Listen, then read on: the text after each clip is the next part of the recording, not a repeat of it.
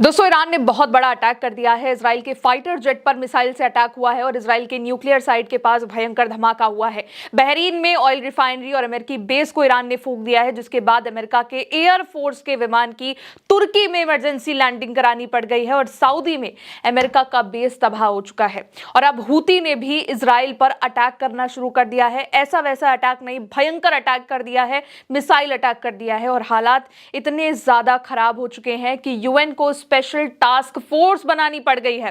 रात भर ईरान ने इजराइल पर, अमेरिका पर ताबड़तोड़ अटैक किया और आईआरजीसी ने नई वार्निंग दी है कि अब वो बहुत बड़ा अटैक करने वाला है, जिसके बारे में अमेरिका और इजराइल सोच भी नहीं सकता है। दोस्तों बहुत बड़ी खबरें हैं, बहुत सारी तस्वीरें हैं, इसलिए एक एक करके एक एक खबर आपको दिखाते हैं तस्वीरों के साथ कि ईरान ने कितना बड़ा अटैक किया है और कहां कहां तबाही मची हुई है। सबसे पहले ईरान के अटैक के बाद इजराइल की जो हालत है वो तस्वीरों में आप देखिए। इजराइल में भयंकर तबाही मची हुई है। पूरा इजराइल धुआं धुआं हो गया है। धमाके ही धमाके हो रहे हैं, हर जगह मिसाइल और बम से अटैक हो रहा है, तगड़ा अटैक हो रहा है और हर तरफ मलबा हो चुका है। इजराइल के कोने कोने में युद्ध का सायरन बजने लगा है। इतना भयंकर अटैक हुआ है कि कहीं तो सायरन बज भी नहीं पाया और अटैक हो गया। कहीं भी इजराइल का एक कोना ईरान ने नहीं छोड़ा है। मिसाइलों का वीडियो अगर आप देखेंगे तो वो इतना ज्यादा खतरनाक है कि एक साथ इतनी मिसाइलें ईरान की पूरे आसमान को इजराइल के घेर रही हैं कि रात के बावजूद इजराइल चमक रहा है। वहां पर मिसाइलों का उजाला है। Tel Aviv, central southern Israel, Beersheba, Ashkelon, Haifa, Bnei Brak, Petah, Tikva, Safed, हर जगह east west north south Israel के एक एक कोने पर ईरान ने अटैक किया है और भयंकर धमाका हुआ है। बिल्डिंग ही बिल्डिंग ईरान ने उड़ा डाली है और सब कुछ खंडहर हो गया है।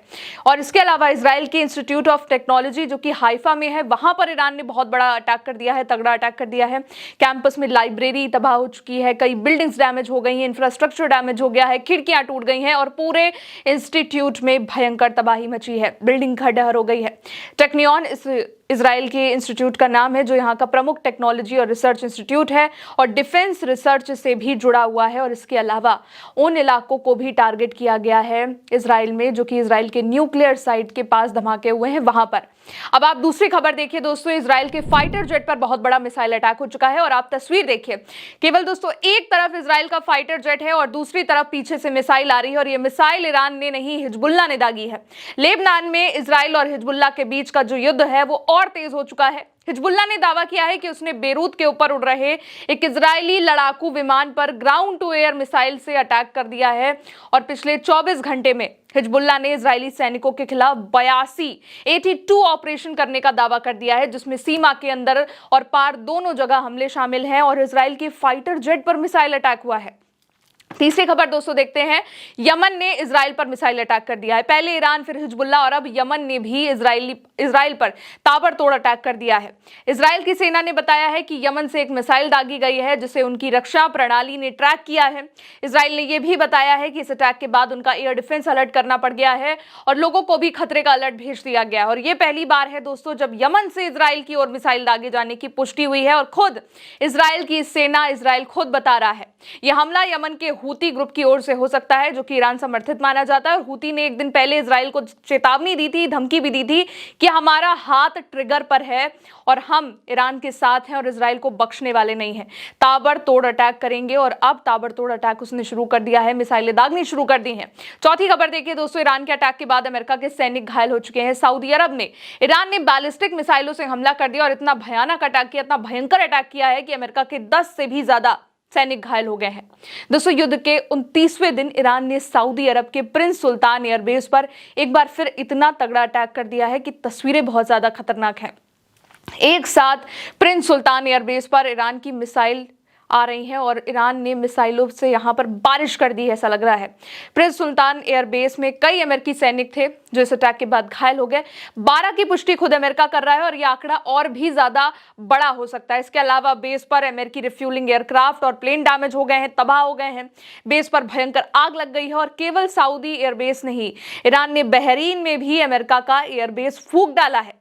पांचवी खबर आप देखिए दोस्तों, अमेरिका जिस शेखा ईसा एयरबेस का इस्तेमाल ईरान पर अटैक के लिए कर रहा था, उस पर ईरान ने बहुत बड़ा अटैक कर दिया है, बहुत बड़ा हमला कर दिया है, जिसकी सैटेलाइट इमेज आ चुकी है। इसमें साफ दिख रहा है कि एयरबेस धुआं धुआं हो गया है। शेख ईसा एयरबेस बहरीन का प्रमुख सैन्य एयरबेस है और ये रॉयल बहरीनी एयरफोर्स का एक मुख्य आधार है। इसके अलावा अमेरिकी सैन्य बलों के लिए भी महत्वपूर्ण फॉरवर्ड बेस के रूप में इस्तेमाल होता है, क्योंकि ये दक्षिणी बहरीन में है, फारस की खाड़ी के किनारे पर बना हुआ है और यहाँ पर अमेरिका का 5th फ्लीट भी है, जिसे ईरान ने तबाह कर दिया है। छठी खबर है दोस्तों, अटैक के बाद अमेरिकी एयरफोर्स के विमान की इमरजेंसी लैंडिंग करानी पड़ चुकी है।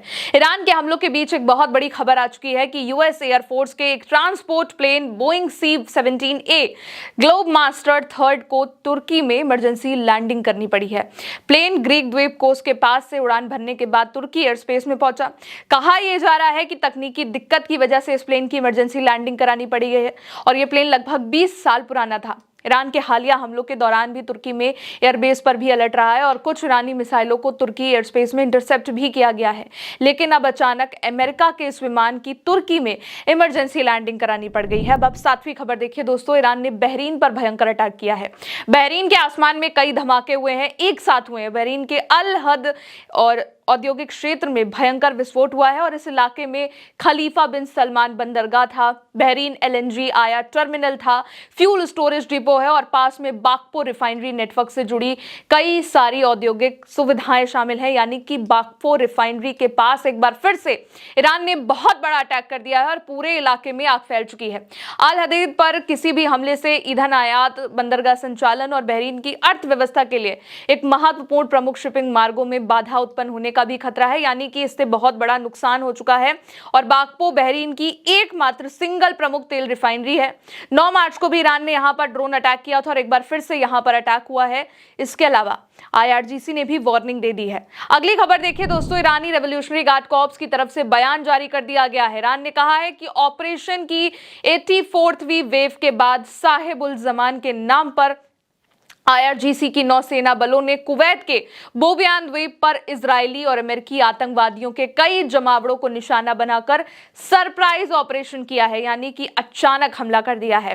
आत्मघाती ड्रोन, सुसाइडल ड्रोन्स, बैलिस्टिक मिसाइलों का इस्तेमाल करते हुए कई अमेरिकी आतंकवादी मरीन मारे गए हैं। ये IRGC का स्टेटमेंट है जिसे मैं कोट कर रही हूं और यह भी कहा गया है कि घायलों को साबे अल साबा, मोहम्मद अल अहमद और अली अल सलेम अस्पतालों में भर्ती कराया गया है।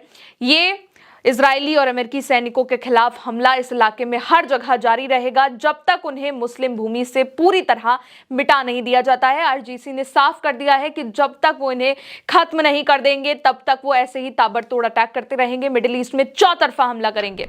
और ईरान की चेतावनी और ताबड़तोड़ अटैक के बाद दोस्तों एक और बड़ी खबर ये आ रही है कि UN ने हॉर्मुज में जहाजों की सुरक्षित आवाजाही के लिए नया टास्क फोर्स बनाया है और इस पहल का जो नेतृत्व है वो UN के वरिष्ठ लॉजिस्टिक्स अधिकारी जॉर्ज मोरेरा दा सिल्वा कर रहे हैं और इस टास्क फोर्स का मुख्य फोकस खाद यानी कि फर्टिलाइजर और उससे जुड़े कच्चे माल ले जाने वाले जहाजों को सुरक्षा देना है।